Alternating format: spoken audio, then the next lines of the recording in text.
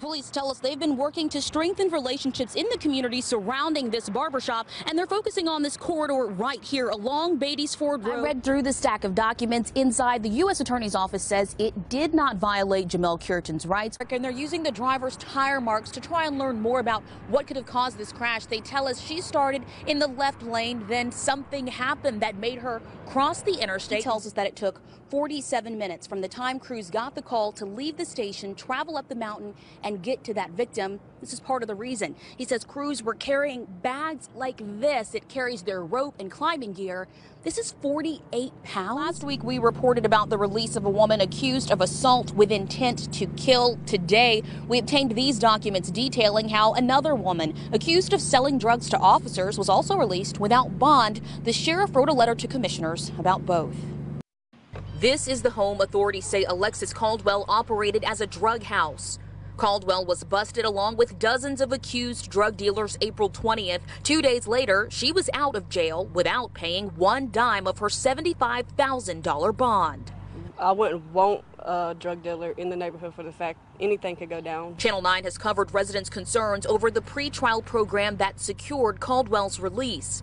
In April, we reported the county contracted with appropriate placement options to identify inmates for release as part of the county's plan to ease jail overcrowding. APO also recommended Diamond Eggleston walk free.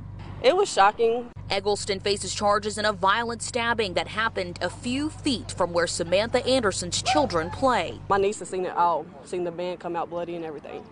And kids shouldn't have to see that. A week after we reported on Eggleston's release, commissioners voted to terminate their contract with APO. I'm happy because people that are violent offenders don't need to be out on the streets. County leaders say they never intended for people accused of high-level felonies to be released. APO won't take any new cases, but for now, Eggleston and Caldwell will remain free. Now, we have asked how many people have gone through this program. We're told the county is still tallying April's numbers, but in March, 53 people total were processed through the jail reduction program, 6 of them through appropriate placement options. Now, we have called and emailed the directors of that agency, and we have not heard back. Live in Iredell County, Brittney Johnson, Channel 9 Eyewitness. Over there is the roof. It took Charlie Williams 3 years to get his family into their new home, and a few minutes for a storm to blow it all away. It was devastating. I mean, you work so hard to get a new house and it's there and you're moving in. It's devastating. I mean, Charlie and Mandy had just finished placing their furniture inside when they noticed the blue sky fade. You could see just real dark clouds and it looked like it was turning. And I told my wife, I said, this ain't gonna be good. They rushed next door to Mandy's mother's home. We took the kids and threw them in the closet and the dogs in the closet and looked out and it was black. Authorities say the same winds ripped apart a barn, toppled trees, power lines, and playground equipment at Livonia Baptist Church. I don't even know where my couches are. I didn't even see them. yeah, The floor is right over there and you can see where the living room was. Grayson bought this land so her kids and grandkids would move closer. As it turned out, being just a few feet away from her home saved their lives. That's the worst, we're good. Brittney Johnson, Channel 9 Eyewitness News at 10. There are 20,000 registered sex offenders in North Carolina. That number has doubled in the last decade. Now local deputies say some of them are slipping through the cracks. Eyewitness News reporter Brittney Johnson investigated how a legal loophole is keeping law enforcement from tracking them down. It's just after 4 in the morning and Deputy David Price is checking whether Iredell County sex offenders live where they say they do. Anything changed with you? He and his partner cover nearly 600 square miles, monitoring more than 200 offenders. If you got kids, then you should be concerned about it. You should definitely want me out here checking them. Price estimates he brings charges against at least 4 offenders each month for failing to comply with residency requirements. He says he could arrest more, but he says gaps in the state's monitoring requirements prevent that. Apparently, for some reason, you can go completely out of state and work in another state, and you don't have to tell us anything. We can't do anything to you. He's talking about this statute that says if an offender goes to another county for more than 10 days out of the month, they must notify the sheriff's office, but no notification is required if they leave the state. All of a sudden, you're unaccounted for completely. They don't know you're there, and we don't know you're gone. We rode along as Price knocked on doors but couldn't find 3 sex offenders at their registered homes. He told us he's checked on one man 14 times and never made contact. We found there is nothing that allows Price to charge offenders who aren't home during random visits, no matter how many times an officer checks. That's a huge problem. Victims advocate Chris Taylor says monitoring requirements are confusing and hard on victims' families.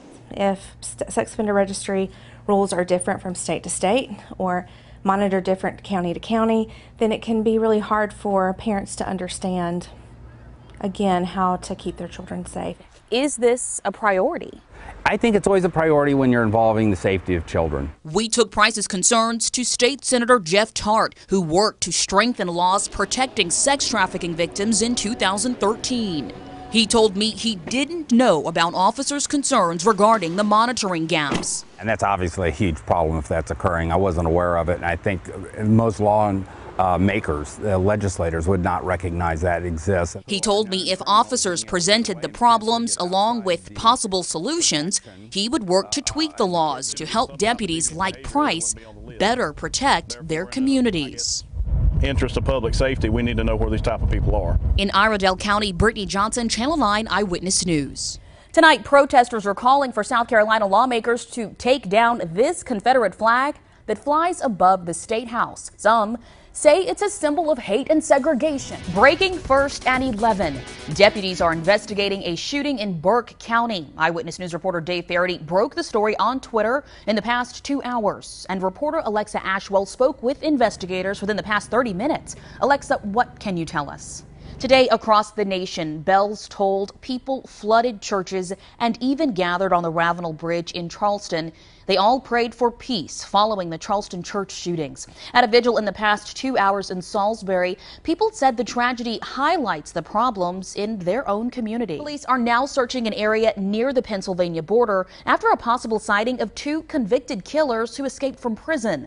Investigators say they got a tip in Allegheny County, more than 350 miles from the prison where they broke out. The Red Cross is now helping 2 families tonight after this house fire in Salisbury. The homeowner told Channel 9 a problem with the stove sparked the fire on East Liberty Street.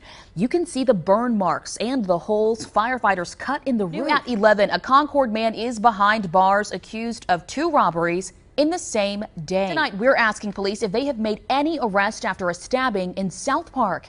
It happened this morning at the Marriott Residence Inn on Piedmont Road Drive.